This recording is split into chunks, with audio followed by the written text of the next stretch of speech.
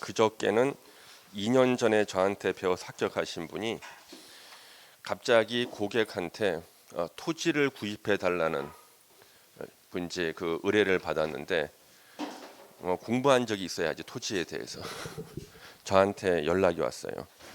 교수님, 이 땅이 괜찮은 땅입니까? 그래서 이 중개사 시험 붙고 나면 공부를 더 많이 해야 되는데 매일 왜 그거 있잖아요. 그 전월세라든가 이제 아파트 매매만 하다 보니까 근데 사실상 우리 중개사 수입 중에서 가장 큰 게 이 토지 수입이에요.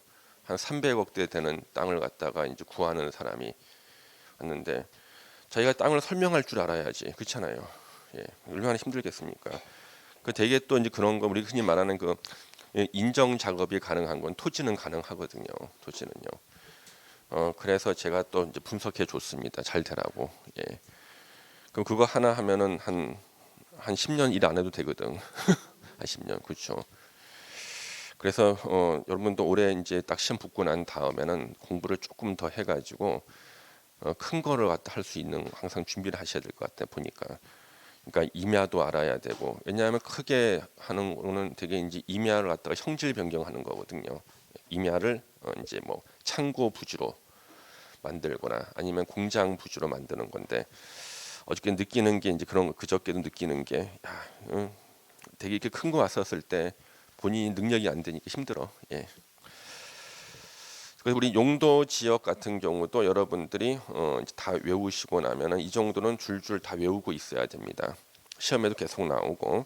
그다음 우리 용도 지구가요 공부하기 짜증나 시험에 한 문제 나오는데 외울 건 너무 많은 거죠, 그렇죠? 예. 자, 우리 용도 지구도요. 일단 기본적인 지문들이 있습니다. 용도 지구도.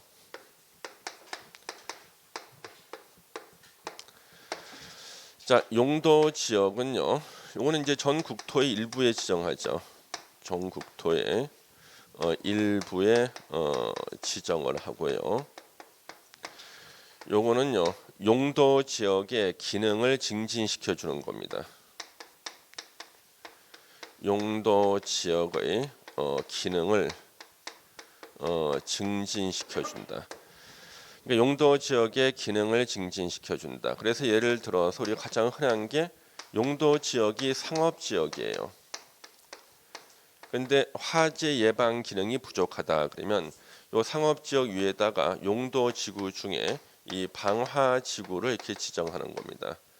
방화 지구를 이렇게 지정을 하는 거예요. 그래서 화재 예방 기능을 증진시키는 거죠. 그래서 사람들이 많이 모이는 상업지역은 거의 다 방화지구로 지정돼 있어요. 명동역 주변, 동대문 시장 일대, 논현역 일대 이런 데는 다 방화지구입니다. 그래서 화재를 예방하기 위해서 건물 지을 때 불에 안 타는 내화 구조로 짓게 돼 있어요. 예. 용도 지역의 기능을 증진시켜주고 그다음에 용도 지구는 중복해서 지정할 수가 있습니다. 중복 지정이 가능해요. 그래서 하나의 용도 지역 위에 용도 지구는 2개 이상이 중복 지정이 될 수가 있습니다. 그래서 방화 지구 겸 경관 지구 이렇게 중복되어 있을 수 있고요. 그래서 용도 지구는요. 도시군 관리 계획 내용 1번에 있기 때문에 도시군 관리 계획으로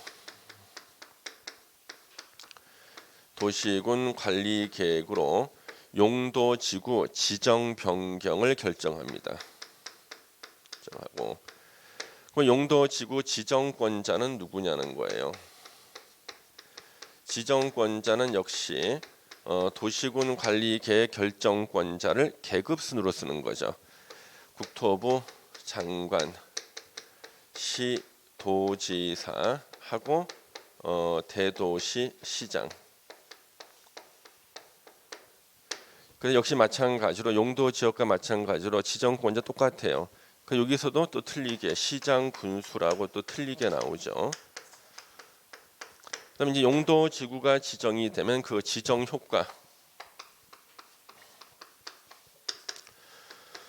효과는 당연히 행위 제한이 적용이 됩니다. 행위 제한.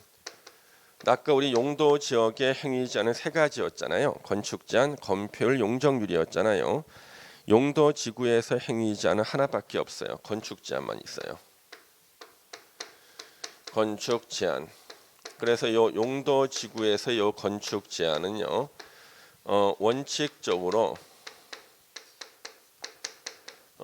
도시군 계획 조례로 합니다. 조례에 따라 건축 제한. 예외가 있죠.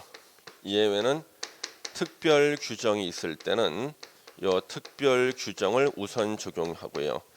그래서 용도 지구에서 건축 제한의 특별 규정은요, 요거 시험 문제가 되는 거예요. 특별 시험 문제. 그래서 먼저 특별 규정 보시면은 고도 지구에서는 건축 제한을 조례로 하는 것이 아니라 도시군 관리 계획으로 합니다. 도시군 관리 계획으로 건축 제한을 해요. 그다음에 우리 집단 칠학 지구가 있죠. 집단 칠학 지구는 어디에 지정돼 있어요?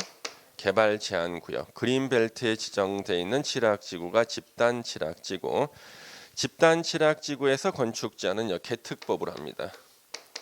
개특법. 그래서 개발 제한 구역의 지정 및 관리에 관한 특별 조치법, 개특법이고요. 올해 시험 끝나고 나면 제가 여러분들한테 AS 해드릴 거예요. 이거 제가 강의해 드릴 거예요. 개특법에 대해서. 저한테 한 2시간만 배우면은요, 그린벨트 안에서 중개할 수 있어. 난 가르치면요. 참고로 우리나라에서 이 개특법을 강의하는 데가 한국 생산성 본부에서만 강의를 하고요.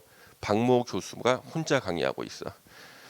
교수, 예, 여러분 너무 잘하는 박모 교수야. 예. 개특법. 예. 그래서 이 개특법으로 건축 제한을 합니다. 그래서 집단 칠학 지구 안에서 지을 수 있는 건축물의 종류 등등이 있죠. 다 개특법에 규정이 되어 있고요. 그다음 우리 자연 칠학 지구가 있습니다. 자연 칠학 지구는 개발 안 된 녹관 농자에 지정된 칠학 지구. 사람들이 모여 사는 마을. 여기서는 국토계획법 시행령으로 해요. 국토계획법 시행령으로 건축 제한을 하는데 시험 문제가 어렵게 나올 때는 이걸 물어보는 경우가 있어요. 그래서 요거는 우리가 이제 기본서로 좀 볼 필요가 있습니다. 그래서 자기가 능력이 되면 요걸 한번 좀 체크하면 되고요. 외우라는 얘기가 아니라 포인트만 몇 개 체크하시면 돼요. 그 다음에 우리가 요 개발진흥지구가 있거든요. 개발진흥지구. 개발진흥지구에서는요, 지구 단위 계획으로 건축 제한을 하거나 또는 관계 법률에 의한 개발 계획, 관계 법률에 의한 개발 계획으로 해요. 개발 계획으로 합니다. 관계 법률에 의한 개발 계획. 관계 법률이 뭔지 몰라요. 그때 법을 특별법을 만드는 경우가 많거든요. 그 다음에 또 공부하기가 정확하지 않은 게 지금 우리가 좀 이따가 제가 자세히 볼 것이 그 뒤에 나오는 것 중에요. 복합 용도 지구라는 게 그 17페이지에 나오는데 그 이 복합 용도 지구는요.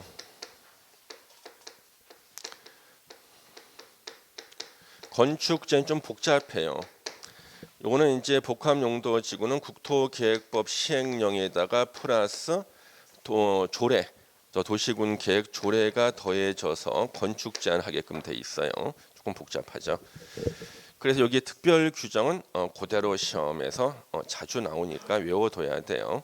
나머지는 다 뭐라는 거예요? 도시군 계획 조례로 건축 제한을 해요. 그럼 일단 우리 용도 지구는 암기가 일단 중요해요. 그 용도 지구에서 가장 짜증나는 문제, 용도 지구 세분되는 걸 물어보고 세분되는 종류하고 뜻을 또 연결시키는 문제가 잊을만 하면 한 번씩 나와. 그러니까 이게 안 나오면 안 외우겠는데 잊을만 하면 한 번씩 나와요. 자기가 외워놓으면 그 해는 안 나오고 안 외우면 나오고 그래. 예. 자, 우리 고도 지구를 보시면요. 건축물 높이의 최고 한도 규제. 그래서 뜻을 외울 때는 핵심 키워드를 외우셔야 돼요. 건축물 높이의 최고 한도를 규제하는 게 고도 지구. 경관지구가 세 개로 나눠지죠. 자연경관, 시가지경관, 특화경관지구. 자연경관지구 산지, 구롱지. 시가지경관지구는 그대로 시가지. 특화경관지구는 단어가 두 개예요. 수변하고 문화적 보존 가치가 큰 건축물. 그래서 특화경관지구 2018년도에 신설된 거고요. 그다음 이제 보호지구가 나옵니다. 자, 보호지구가 나오는데요. 중요 시설물을 보호하는 거죠, 그렇죠? 예. 그래서 문화재나 중요 시설물 등등인데 역사 문화 환경 보호지구가 있어요. 문화재 전통 사찰 등 이게 핵심 단어입니다. 문화재 전통 사찰 등. 그러면 우리 앞에서 문화적이라는 말이 있었죠. 문화 특화 경관지구. 그러니까 특화 경관지구하고 헷갈리면 안 돼. 문화라는 말 나온다고 해서요. 예. 그래서 문화재 전통 사찰은 역사 문화 환경 보호지구예요. 두 개를 비교하셔야 되고 중요 시설물 보호지구는 그야말로 중요 시설이에요. 그래서 보통 항만 공항 뭐 공용 시설 등등 이런 것들이죠. 그다음 생태계 보호지구. 용도지구 중에서 행위자인 제일 강한 게 생태계 보호지구예요. 핵심 단어 야생동식물 서식처. 예. 난 칠학지구 두 개. 사람들이 모여 사는 마을인데 녹관농자 개발 안 된 녹관농자에 지정된 사람들이 모여 사는 마을 자연 칠학지구. 그 다음에 개발 제한 구역에 지정된 칠학지구가요. 집단 칠학지구입니다. 집단 칠학지구. 그래서 우리가 개발 제한 구역에만 지정하는 용도 지구가 무엇인가? 집단 칠학지구. 이거 시험에 2번이나 나왔었어요. 그다음 이제 산업개발진흥지구는요. 세분되는 게 무려 5개나 돼요. 그래서 주거 개발, 산업 유통, 관광 휴양 복합 개발, 특정 개발 해가지고 주거 개발 진흥지구. 우리 개발 진흥지구가 칠학지구 있잖아요. 그래서 칠학지구, 개발 진흥지구, 복합 용도 지구 요 세 가지는요. 지정이 되면 규제가 완화가 돼. 용도 지역 규제가 완화가 돼서 땅값이 올라가는 게 요 세 개예요. 그러니까 용도 지구가 지정됐을 때 규제가 강화되는 것도 있고 완화되는 것도 있는데 완화되는 것은 3개밖에 없어요. 그래서 칠학지구, 개발진흥지구, 복합용도지구는 용도 지역의 행위 제한이 더 완화가 돼서 땅값이 올라갑니다. 그래서 개발진흥지구는요 특별하게 일정 부분만 개발하는 것으로 그래서 규제를 완화시켜줘요. 주거개발, 산업유통개발진흥지구, 산업유통, 관광휴양. 그 다음에 이제 2개 이상을 개발하는 게 2개 이상 목적을 하는 게 복합개발. 예. 그리고 특정 개발, 특정한 목적, 그렇죠? 특정 목적. 그래서 특정 개발 진흥 지구는 우리 명동 있어요. 명동. 서울의 동 중에서 우리 명동이라는 동이 있거든요. 그래서 명동은 아주 조그만 동이에요. 명동이 조그매요. 거기서 이제 그 주변까지 합쳐 우리가 보통 명동역까지 보통 명동이라 그러잖아요. 그래서 명동역까지는 동이 다른 동이고, 근데 명동이라는 조그만 동이 있어요. 거기가 특정 개발 진흥 지구로 지정돼 있어요. 예. 거기 이제 외국인 관광객들 많이 온다 그래가지고 예. 특정 개발 진흥 지구예요. 또 5개 개발 진흥 지구. 그다음 방제 지구, 재해를 예방하는데 밀집되어 있는 지역. 그러니까 시가지 방제 지구, 사람들이 많이 사는 곳이죠. 토지 용도가 낮은 해안변. 자, 토지 용도가 낮은이 핵심이죠. 자연 방제 지구, 사람이 별로 안 사는 곳. 그다음 특정 용도 제한 지구, 주거 및 교육 환경 보호나 청소년 보호 등의 목적으로 오염 물질 배출 시설, 청소년 유해 시설 등 특정 시설 입지를 제한할 필요가 있는 지구. 이가 특정 용도 제한 지구입니다. 그 특정 용도 제한 지구는요, 바로 청소년 출입 금지 지역을 말해요. 그렇죠? 청소년 출입 금지 지역. 예. 그래서 우리 같은 학원에 다니시는 분들이 도서관에서 만나면 반가운데 특정 용도 제한 지구에서 만나면 서로 반갑지가 않아, 그렇지? 예. 가시면 안 돼요. 예. 그다음에 이제 방화 지구, 화재 예방. 그럼 아까 우리 방제지구는요. 보세요. 풍수의 산사태, 지반 붕괴 그 밖의 제이죠. 여기다가 화재자 싹 집어넣으면 틀려요. 화재만큼은 방화지구, 화재의 방. 자, 복합 용도지구. 우리 용도지구의 종류에서는 용도지구란 단어를 안 쓰는 게 원칙인데 용도지구 하나 신설하라 그랬더니 담당자가 용도지구자를 써버렸어. 그래서 용도지구 종류 안에 복합 용도지구가 있어요. 예. 자, 복합 용도지구 핵심 단어는요. 특정 시설 입지를 완화할 필요가 있는 지구에서 원래 용도 지역상 그 건물을 못 짓게 하는 게 원칙인데 그 건물을 짓게 특정 시설 입지를 완화시켜 준다. 이게 복합 용도 지구고요. 이게 2018년도 처음 신설됐을 때 전국에서 혜택을 보는 도시가 어딘가를 살펴봤더니 평택시더라고요. 평택시가 복합 용도 지구의 가장 수혜를 보는 지역이다. 그러면 이 복합 용도 지구에 대한 가로 2번 내용을 보시면은요. 시도지사, 대도시, 시장이 어디다 지정하냐 그러면요. 가로에 일반 주거지역, 일반 공업지역, 계획 관리지역 세 군데만 지정할 수가 있어요. 시험 지문에 나올 수 있겠죠? 예.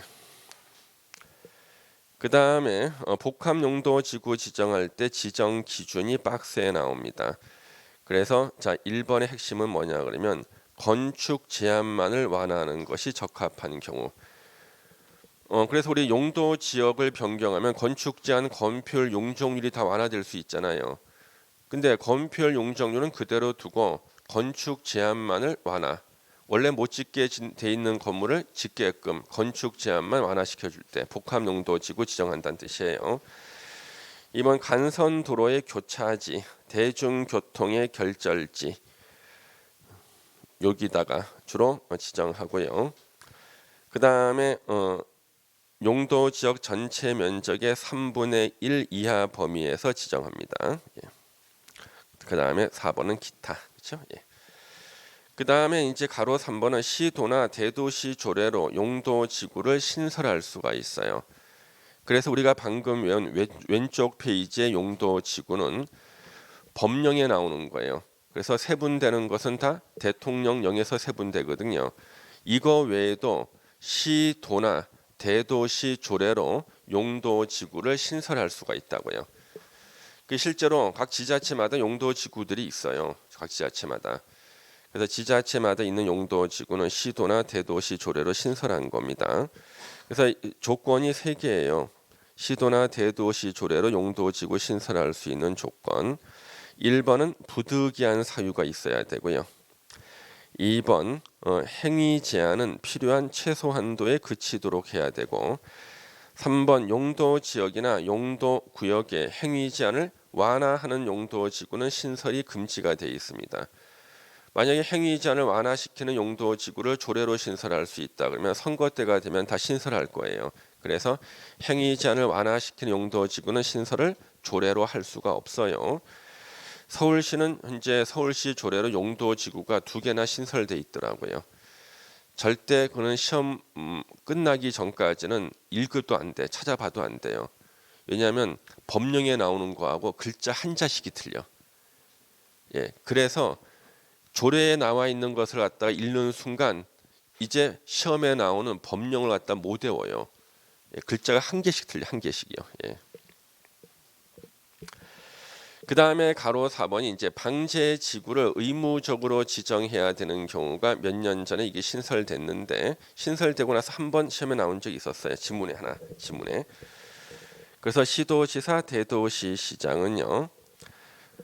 의무적으로 방제 지구를 지정 변경해야 되는 경우가 1번 또는 2번 둘 중에 하나일 때 지정해야 되고 요때 그 박스 위에 있는 문장 여기 시험에 나왔던 거죠. 이 경우 도시군 관리 계획 내용에는 해당 방제 지구에 재해 저감 대책을 포함해야 된다. 재해를 줄이는 재해 저감 대책을 포함해야 됩니다.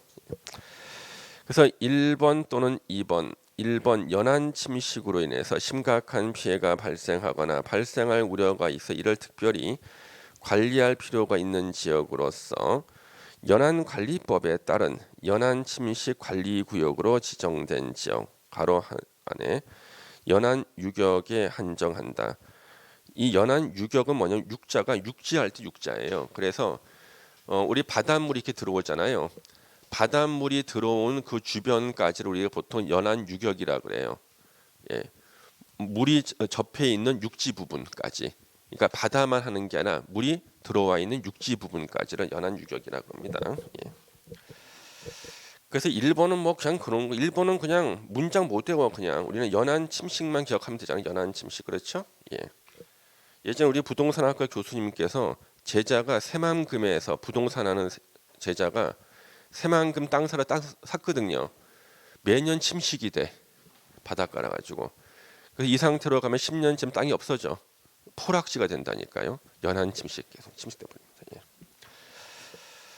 그래서 2번 풍수의 산사태 등의 동일한 재해 최근 10년 이내 2회 이상 발생해서 인명 피해를 입은 지역으로서 향후 동일한 재해 발생 시 상당한 피해가 우려되는 지역. 2번은 조건이 너무 까다로워 가지고 실제 지정되는 사례가 별로 없어요. 그렇죠? 10년 이내 한 번밖에 발생 안 했다. 그러면 안 되네. 2회 이상 발생했는데 인명 피해를 입질 않았어. 그럼 또 지정 안 하네. 인명 피해를 입었는데 동일한 재해 발생 시 상당한 피해가 우려가 안 돼. 그건 지금 못하는 거죠. 그래서 실제 지정하는 게 별로 없습니다. 예. 의무적 지정. 그 다음에 조례로 용도 지구를 세분할 수가 있어요. 그러면 현재 왼쪽 박스에 나와 있는 세분되는 용도 지구는 대통령령에서 국토계획법 시행령에서 세분되는 거예요. 이거 외에 조례로 또 세분할 수가 있대요.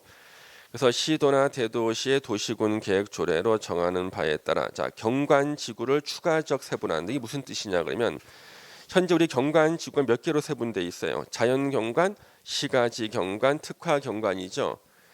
이 세 개잖아요. 이거 외에 조례로 네 번째 또 만들 수 있다는 거예요. 그래서 이거 외에도 조례로 현재 세 개로 돼 있는데 하나 더 만들어서 네 개 만들 수, 다섯 개도 만들 수 있다는 얘기예요. 이게 조례로 세분하는 거예요. 그 다음에 특화 경관 지구의 세분을 포함한다. 자 이게 무슨 뜻이냐면 현재 경관 지구 중에서 세분돼 있는 것은 대통령령으로 세분돼 있는데 대통령령으로 세분돼 있는 게 특화 경관 지구죠. 특화 경관 지구로 또 쪼갤 수 있다는 거야 조례로. 아까 우리 특화 경관 지구의 그 단어가 두 개죠.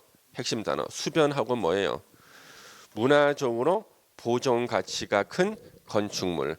그래서 이거는 외우지는 마시고요. 참고로 들어두세요.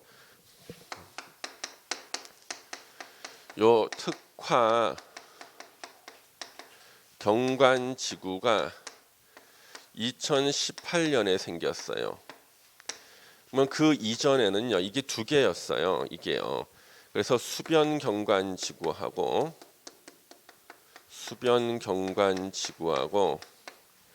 역사 문화 미관 지구였어요. 미관 지구였다고요. 이 역사 문화 미관 지구의 뜻이 예전에 문화적 보존 가치가 큰 건축물이에요. 그래서 역사 문화 미관 지구로 지정이 많이 돼 있는 데가 서울에는 강동구 있죠. 풍납 토성 아세요? 몽천 토성, 암사동 그 일대예요. 그 일대예요. 그걸로 지정되잖아요. 이걸로 그냥 듣기만 하세요. 이걸로 지정이 되면은요. 건축선을 4m까지 후퇴해야 돼. 자기 땅인데 그냥 4m 후퇴. 그래서 공지로 둬야 돼요. 자기 땅 4m를 공지로 두는 거예요. 그 여기는 다 주유소가 들어서 주유소. 왜? 어차피 4m는 건물 못 짓잖아요. 그러면 주유소는 차가 이렇게 들어와서 기름을 넣고 가잖아. 그러면 땅을 살 때 주유소 부지는 제일 좋은 게 뭐예요? 어차피 건물 못 짓게 돼 있는 역사 문화 미관 지구로 지정돼 있는 곳에 주유소를 설치하면 땅값이 굉장히 싸거든. 이때 결정적인 대법원 판례가 있어요. 여러분들 그 주유소의 주유기는요 동산이에요, 부동산이에요? 주유소의 주유기 왜 기름 넣는 총 있잖아, 총 이게 걸어 놓는 거 있지, 그 주유기야. 메타기 막 돌아가는 거. 주유기는 부동산이에요, 동산이야? 대법원 판례상 그거 동산이에요. 그래서 주유기를 동산으로 보기 때문에 4m까지 건축성 호텔에서 건축을 못 하잖아요. 주유기가 만약에 부동산이면은 주유기 설치 못 하지. 동산이니까 물건 갖다 놓은 곳으로 봐가지고 주유소로 쓰는 거예요. 그래서 역사 문화 미관지구로 지정된 땅들은요 거의 다 주유소야. 그래서 서울의 강동구에 이렇게 주유소가 많은가? 역사 문화 미관지구로 지정돼서 4m를 갖다가 후퇴해서 공지로 둬야 돼. 그러면 공지에는 건물 못 지으니까 주유기 설치는 가능하지. 동산이니까 다 주유소라고요. 옆에 주유소 또 있어. 망하지. 망한 주유소 부지에서는 두 번째로 하는 게 신발보다 싼 타이어라고 있죠. 왜? 어차피 타이어 갈아끼러 들어와야 될 거 아니야. 건물 못 짓게 한 그 땅을 쓰니까 더 싸죠. 신발보다 싼 타이어를 해. 옆집에 이미 또 있어. 신발보다 싼 타이어가. 그러면 마지막으로 음식점을 하는데 음식점 앞에 가니까 차 세우라고 선을 이렇게 그어놨어요. 이렇게요. 선을 이렇게 그어놨어. 야, 이 사람 진짜 착한 신분이다. 이 비싼 땅에다 건물 안 짓고 차 세우라고 흰선을 그어놨거든요. 어차피 건물 못 짓는 거야. 역사문화 미관지구는요.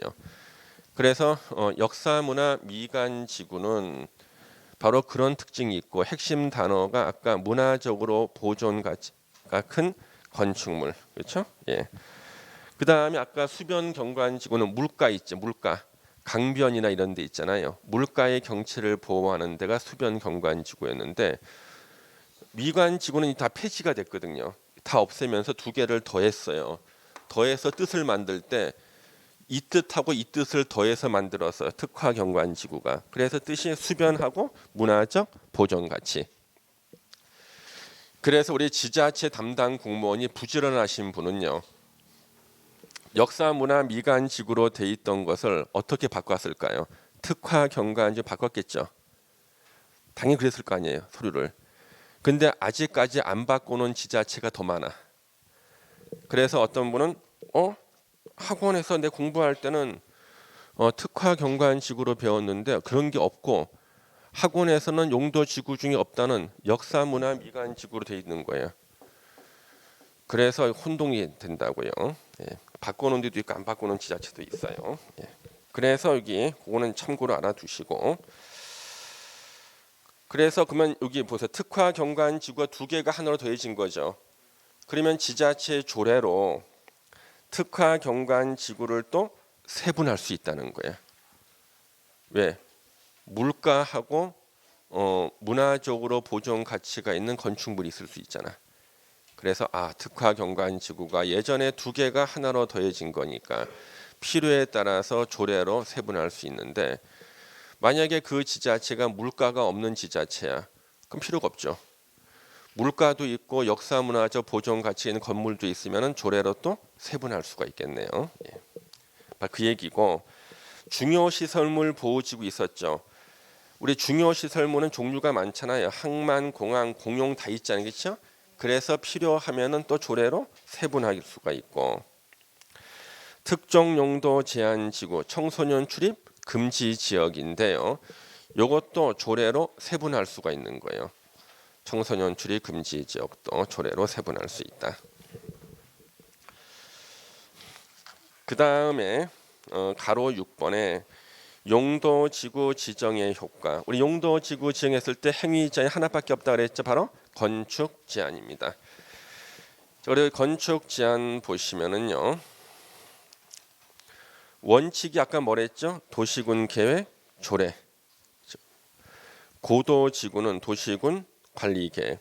집단 취락지구는 개발 제한 구역의 지정 및 관리에 관한 특별조치법. 자연 취락지구는 대통령령. 옆에 가로하고 이 대통령령이 뭐예요? 국토계획법 시행령이다.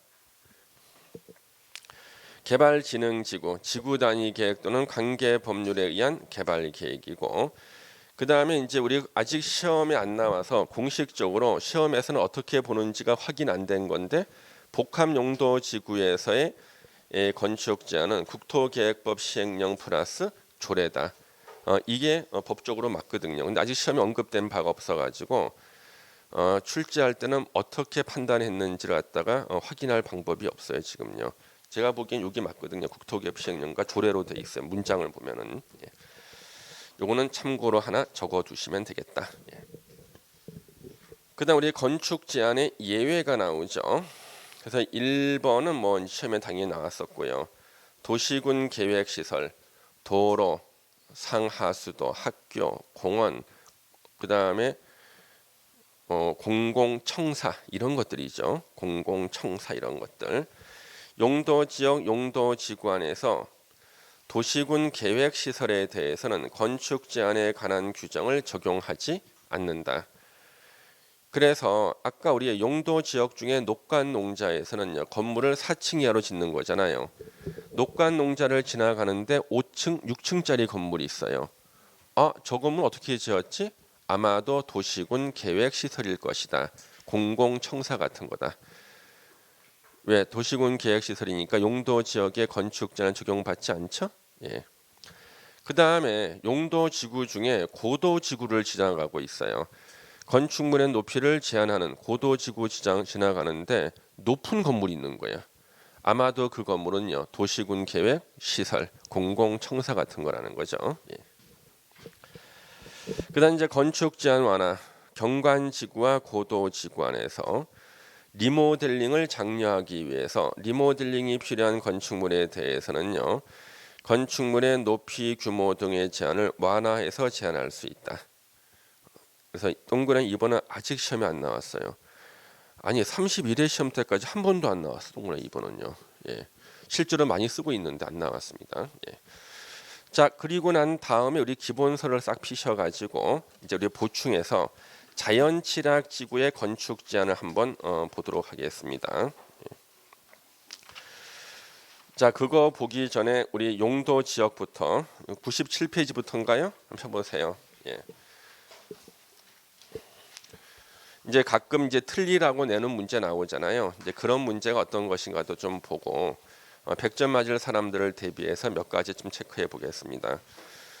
자, 97페이지에 보시면은 용도 지역의 의의가 나오고 거기 보시면 핵심 단어가 뭐였어요? 중복되지 아니하게 도시군 관리 계획으로 결정하는 지역.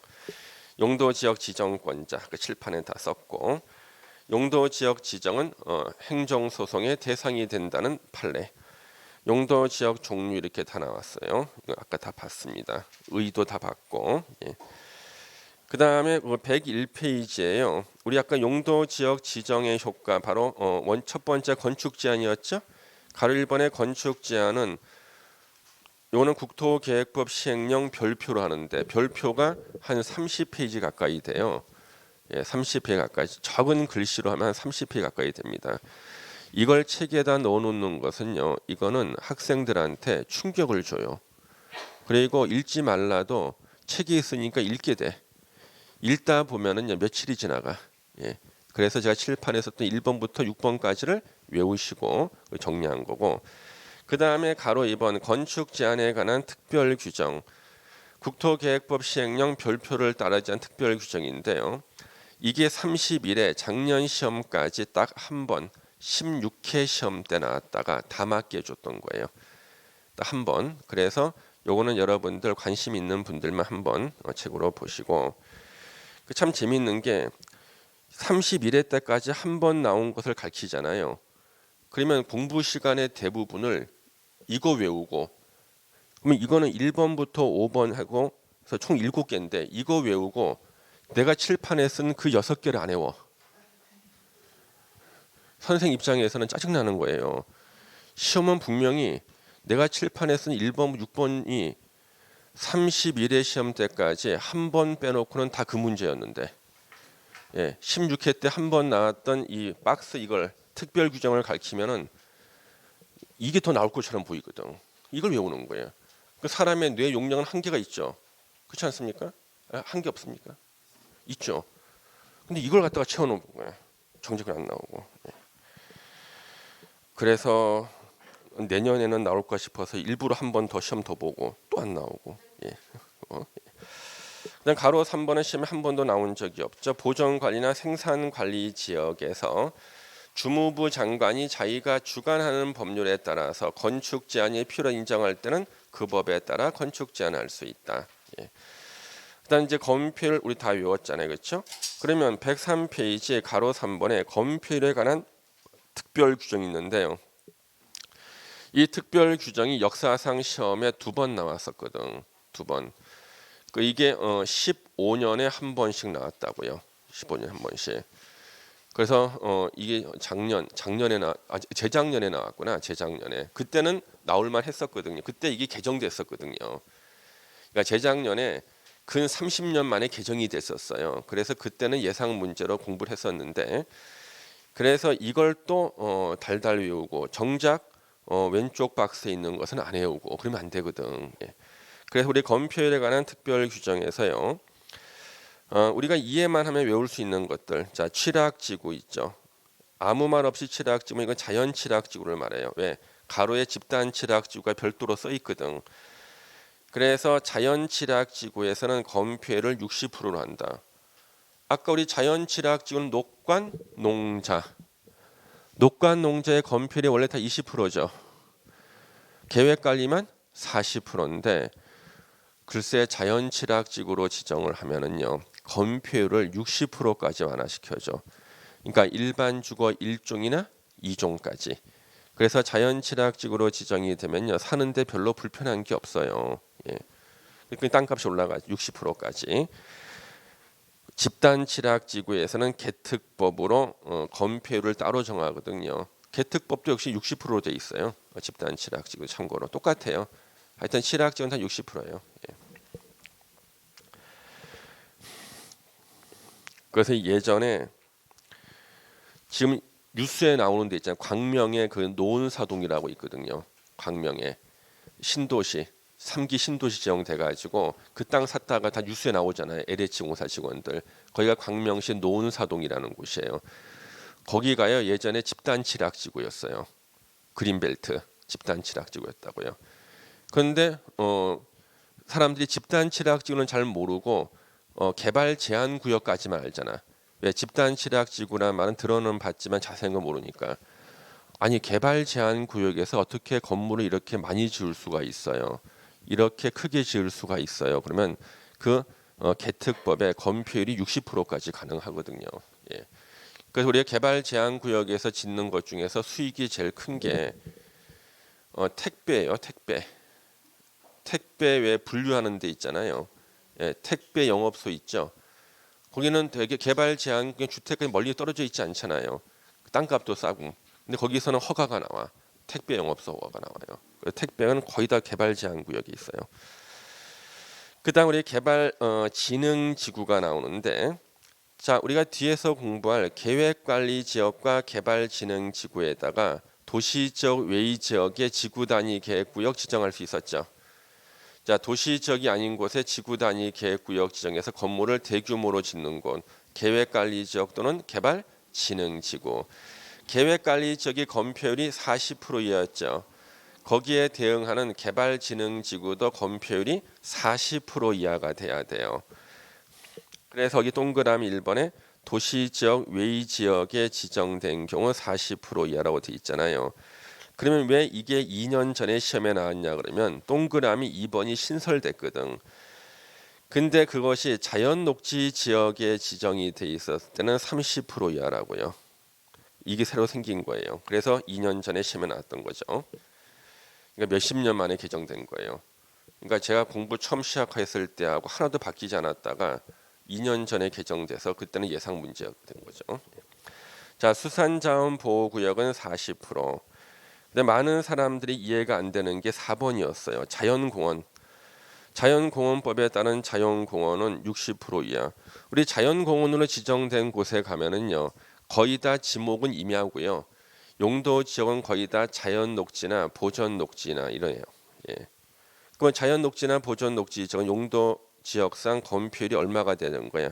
20%인데 이거는 취락지구도 아닌데 건폐율이 60%를 주잖아요. 여기서 많은 사람들이 마음이 흔들려. 예. 그래서 여기는 왜 60%냐 그러면 일반 국민들을 위한 건폐율이 아니에요. 그러니까 여러분이 혹시 주택가 주변에 배수지가 들었으면 좋아해요? 하수 처리하는 배수지들은 안 좋아하잖아요. 이런 것들을 어디다 설치하냐 그러면 자연공원 안에 설치해요. 설치하고 그 위에다 나무를 막 심어서 공원을 만들어 놓는 거예요. 그래서 이때 건폐율은요, 공공기관이 바로 여러분이 싫어하는 시설을 크게 짓기 위해서 자기네들이 쓰기 위한 건폐율이 60%인 거예요. 예. 그 다음에 우리가 5번하고 6번에 이제 산업단지가 나오는데요. 산업단지 중에서 농업인하고 공업을 같이 하는 데가 농공단지예요. 그러면 우리 공업지역의 건폐율이 얼마였죠? 공업지역이 70이죠. 그런데 농공단지는요, 공업지역하고 건폐율이 똑같아요. 그냥 70%예요.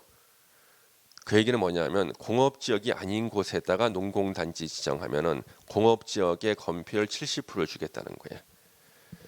그 다음에 나머지 산업단지, 국가산업, 일반산업, 도시첨단하고 준산업단지는요.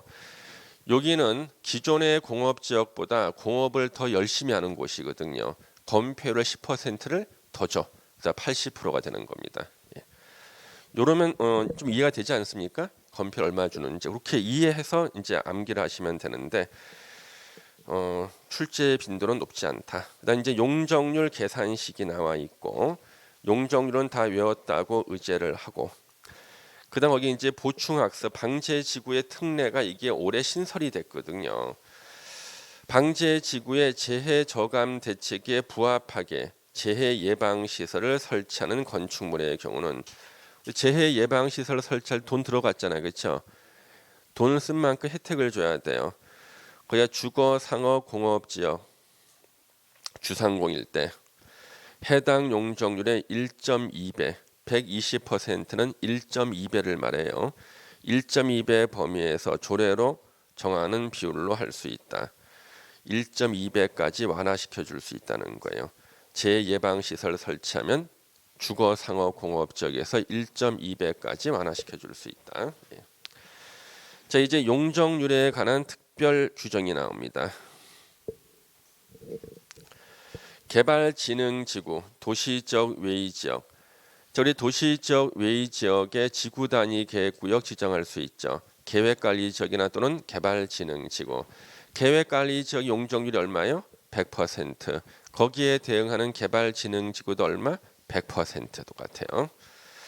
수산자원 보호구역에서는 80% 이하, 80%. 자연공원에서 100% 이하, 농공단지 150% 이하. 그렇죠? 그래서 이제 용적률 그냥 참고로 보시고. 그래서 이제 용적률 가로 4번이 용적률 완화가요. 시험에 나온 적이 한 번도 없어요. 용적률 완화가. 그래서 용적률 완화에 대해서는 시험에 한 번도 나온 적이 없는데 그래서 우리가 그냥 이 중에서 시험에 나올 만한 것이 어떤 게 있는가? 시험 출제는 한 번도 없어요. 31회 때까지요. 기출문제. 근데 이 중에서 많이 쓰이고 있는 것은 두 개가 있거든요. 많이 쓰이는 거. 먼저 여기 가로 1번은 많이 쓰이지는 않아요. 실제로는 적용되고 있는데 이게 뭐 뉴스에 나오거나 사람들의 주목을 받는 주문은 아니란 얘기예요. 자, 용도 지역에 따른 완화. 자, 우리 용도 지역 중에서 상업을 하는 용도 지역이 총 몇 개라 그랬죠? 상업하는 용도 지역. 상업하는 용도 지역. 상업 지역 4개에다가 준 주거 지역 5개죠. 공업하는 용도 지역이 3개. 3개. 그러면 우리 상업하고 공업하는 지역이 몇 개냐 그러면 8개라 그래야 돼요.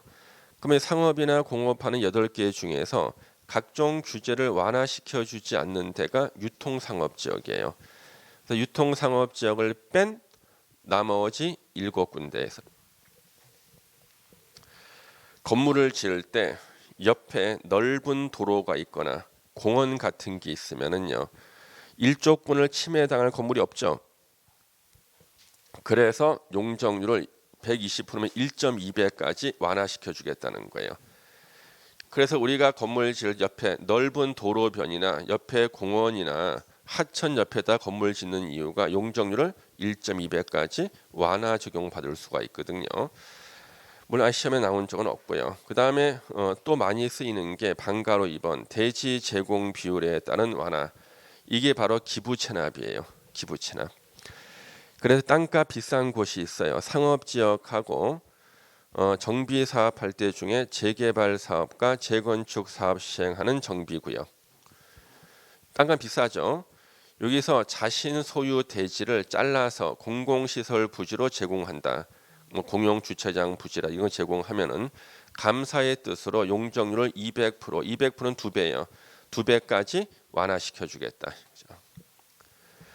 그러면 이 규정은 이 대지 소유자한테 유리합니까? 불리합니까? 용적률 2배 완화시켜 주는 거. 유리해 불리해? 가장 강력한 힌트는 우리 부동산 공법에서는 국민들한테 유리한 규정이 없어. 자, 여기가 상업지역이나 재개발 재건축구역이에요. 자기 건물이 이렇게 있는데 현재 주어진 용적률에 따르면 10층까지만 지을 수 있대요. 자기 땅을 잘라서 공공시설 부지로 제공하는 거예요. 공용 주차장 부지 제공했다. 그러면 감사의 뜻으로 용적률을 2배까지 완화시켜 주는 거예요. 2배까지. 그래서 이만큼을 더 지을 수 있다는 거예요. 이만큼을 20층까지 지을 수 있다는 거예요. 언뜻 보면 혜택을 주는 것처럼 보이지만요. 원래 여기는 20층을 지어도 전혀 문제 없는 곳인데 일부러 10층만 짓게나. 도저히 이 용적률로는 사업을 못하지. 재건축 어떻게 재건축, 그렇죠? 자기 땅을 울면서 잘라줘야 돼. 그러면 본래 줄 수 있는 걸 주는 거예요. 거저 비싼 땅을 뺏고 본래 줄 용적률을 주는 게 바로 이거예요. 예. 시험에 나온 적 없습니다만 실제로 많이 쓰입니다. 그 다음에 방가로 3번은요. 시험에 이거 딱 한 번 나왔어요.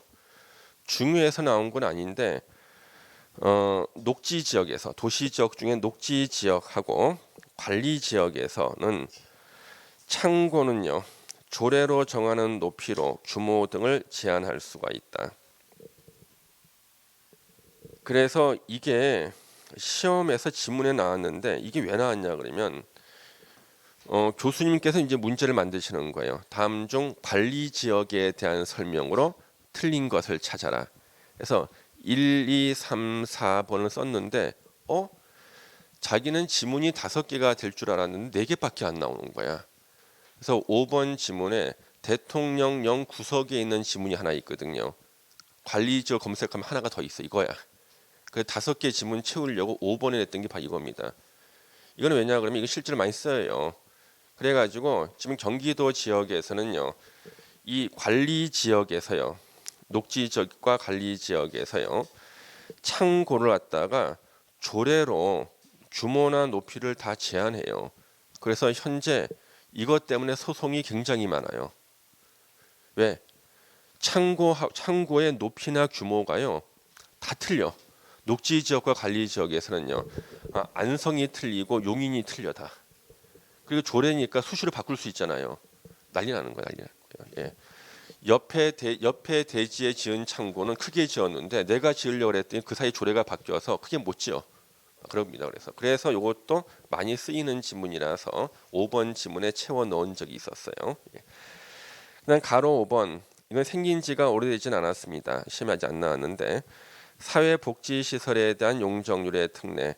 사회복지시설을 지은 다음에 자기가 몇십 년 쓰다가 이걸 기부 체납하겠대요. 그러면 용적률을 완화시켜 주겠다 그런 뜻입니다. 예, 그 정도 보시면 되고요.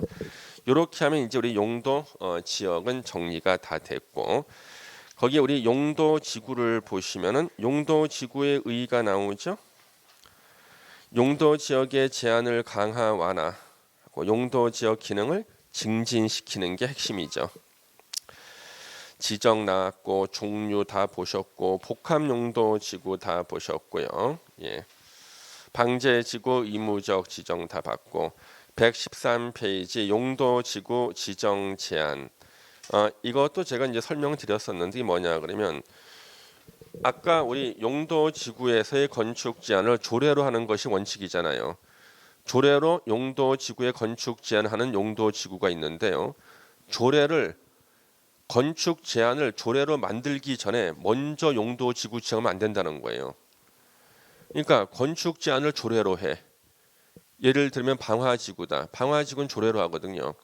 경관지구도 조례로 하잖아요. 경관지구 지정했어. 그런데 조례에 경관지구에서는 어떤 행위 제한을 받는다는 게 없어. 이게 말이 안 되잖아요. 그렇죠? 그래서 그 건축 제한에 관한 내용을 먼저 조례로 만들기 전에는 조례로 건축 제한하는 용도 지구를 지정하지 말라는 것이 바로 이거예요. 예. 특별 규정으로 할 때는 만들 수가 있죠. 지정할 수가 있죠. 예.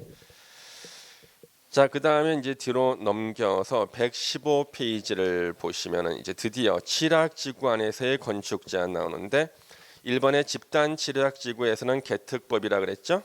예. 자연 칠학지구 안에서 건축할 수 있는 건축물 밑에 박스가 2개 있는데 이게 시험이 어렵게 해서 합격자 수를 줄일 때 여기서 낸다고요. 이미 몇 번 나온 한 3번인가 나온 2번 3번인가 나온 적이 있었고요. 자, 그러면 일단 아까 우리 자연 칠학 지구는 용도 지역이 녹관 농자에 지정하죠. 녹관 농자. 녹관 농자는 몇 층 이하로죠? 4층 이하로죠. 그래서 시험 문제가 나오면은 일단 5층짜리 뭐 그럼 일단 그건 틀린 거야. 이것만 지워도 5개 중에 한 2개밖에 안 남아. 예. 그래서 녹관 농자에 지정하는 게 자연 칠학 지구니까 절대 5층짜리 뭐를 지을 수 있다는 게 무조건 틀린 지문이에요. 예. 그 다음에 여기 딱 보시면은 기업권에 건축할 수 있는 건축물 일단 4층 이하 건축물 하나다 돼 있고 사람들이 모여 사는 마을이기 때문에 웬만하면 다 필요한 다 지을 수 있겠죠. 쭉 나옵니다. 이렇게. 그 다음에 니은번은 뭐냐면 조례가 지을 수 있다고 하면은 지을 수 있는 건축물 나와요. 역시 4층 이하로만 지을 수가 있고 그래서 거기 쫙 보시면은 조례로 지을 수 있는 것 중에서 자 단독주택은 위에 다 지을 수 있고 공동주택도 조례로 정하면 지을 수 있는데 아파트를 제외한다고 돼 있죠. 밑줄 딱 치는 거지. 자 녹관 농자는 4층 이하로 지으니까 아무리 자연 칠학지구로 아파트는 못 짓겠네. 그렇죠? 아파트는 제외라고 돼 있잖아. 아파트는 5층부터 아파트잖아요. 못 짓죠. 예. 그 다음에 거기 쏙 넘겨 주시면은 6번에 병원이 들어오죠. 그렇죠? 사람들이 아프니까 당연히 이제 병원 들어오는데 거기 정신병원이라는 건 없어요. 그렇죠? 동네에 약간 막 가는 사람 다니면 안 되잖아. 사람들 모여 사는 마을에. 그래서 정신병원은 없다. 예, 그걸 체크하시는 거예요. 하시고 예. 그 다음에 거기 쭉 내려오시면은 나머지는 사람들이 살기 위해서 필요한 것들이 다 들어와 있는데 문제는 거기 10번 보시면은 녹관 농자에 지정된 사람들이 모여 사는 마을인데 마을에서 숙박시설 짓는다는 것이 잘 납득이 안 돼요. 근데 여기가 관광지나 관광단지일 때는 숙박시설 지을 수가 있다는 거예요. 조례로. 예, 그거 하나가 좀 특이하게 체크해 주시면 되겠습니다. 일단 그 정도 보시고요. 예. 그 다음에 그게 117페이지에 가로 7번 복합용도 지구 안에서의 건축 제한. 그래서 그 박스 안에 나오는 이게 바로 국토계획법 시행령이거든. 아까 우리 복합용도 지구는 어디에 지정할 수 있다고 했어요? 일반 주거지역, 일반 공업지역, 계획관리지역에. 그러면 일반 주거지역 위에다가 복합용도 지구를 지정하면은요 건축 제한이 한 단계가 완화가 돼. 준주거지역으로. 일반 공업지역에서 복합용도 지구 지정하면 역시 건축 제한이 한 단계가 완화가 돼. 준공업지역에서 지을 수 있는 건물 지을 수 있고 계획관리 지역에 지정하면 그 자체가 완화가 돼요. 자, 그러면 일반 주거 지역에서 복합 용도 지구 지정한다 그러면 이제 준주거 지역에 건축 제한이 적용되는데 그렇다 할지라도 준주거 지역에서 지을 수 있는 건물을 다 지을 수 있는 건 아니고 여러분이 좋아하시는 것은 좀 빠지는 경우가 있다. 이종 근생 중에 안마시술소 제외 안 돼요. 예. 그다음에 장내 시설 제외 그 정도 기억하시고, 그다음에 일반 공업 지역에다가 복합 용도 지구 지정하면 한 단계 완화돼서 중공업 지역에 건축 제한 적용되거든요. 그 준공업 지역에 지을 수 있는 것을 다 짓게 하는 게 아니라 그 중에도 못 짓는 거 있어요. 아파트, 단란 주점, 안마시설소 제외. 원래 준공업지 아파트 지을 수 있는 못 짓는 거죠. 예. 그래서 핵심이 여기서 아파트 못 짓는다는 거. 이게 제일 중요해요. 왜? 우리가 보통 일반 공업 지역에서는 아까 아파트 건축이 금지가 됐잖아요. 기억나시죠? 예. 일반 공업 지역에서는 단독 주택은 지을 수 있지만 공동 주택은 못 짓는다. 아파트도 공동 주택이니까 못 짓는 거였잖아요. 그러면 이제 일반 공업 지역에다가 복합 용도 지구 지정해서 준공업 지역이 되면 원래 아파트를 지을 수 있어야 되는데 연립 다세대는 지을 수 있게 해주지만 풀어주지만 아파트만큼 못 짓게 하겠다는 거예요. 많은 사람들이 원했던 게 바로 아파트도 짓게 해주는 것을 원했지만 이것만큼 안 되는 거죠. 아주 의미 있는 거죠. 아파트는 안 된다 그래도. 단란 주점과 안마시설소는 여러분이 좋아하니까 당연히 안 되겠죠, 그렇죠? 예.